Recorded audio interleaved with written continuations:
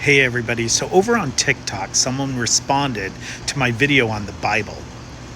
This person was well meaning, but threw out some pretty strong cliches about people who read the Bible, calling them stupid and naive. I think this commentator thought that I was an apologist of some kind. He clearly doesn't know me. Most of my favorite intellectual theologians and philosophers have been atheists. But the thing about my atheist heroes is that they really knew religion. They studied it, they understood the history, the rituals, the texts. So when they critiqued religion, it came from a place of depth and knowledge. What we see more of now, though, is what scholar Reza Aslan calls, quote, armchair atheism. Aslan says that folks mostly pick up their ideas about religion from social media, and then they go ahead and make sweeping claims as if that represents the entirety of the religion.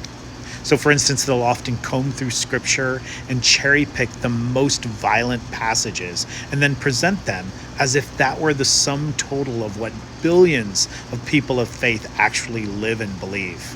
And when you push back and say, well, like these texts can be read metaphorically or figuratively or in the light of centuries of interpretation, their response is often, well, then those people aren't real Christians, or those people aren't real Jews, or those people aren't real Muslims.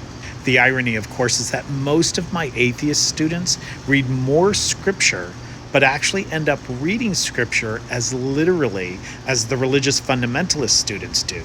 This kind of reminds me of Shakespeare's play, The Merchant of Venice. When Shakespeare first wrote that play, it was considered a comedy.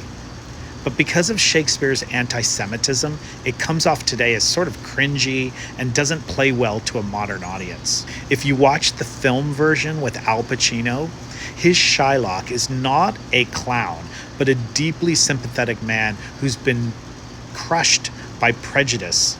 The modern film version is not a comedy at all, but basically a tragedy. So the same text can be received and interpreted in radically different ways, depending on the reader, the context, and the cultural moment. And that's the entire point. Scripture itself is filled with contradictions. The Torah calls for love of neighbor, but also commands destruction of outsiders.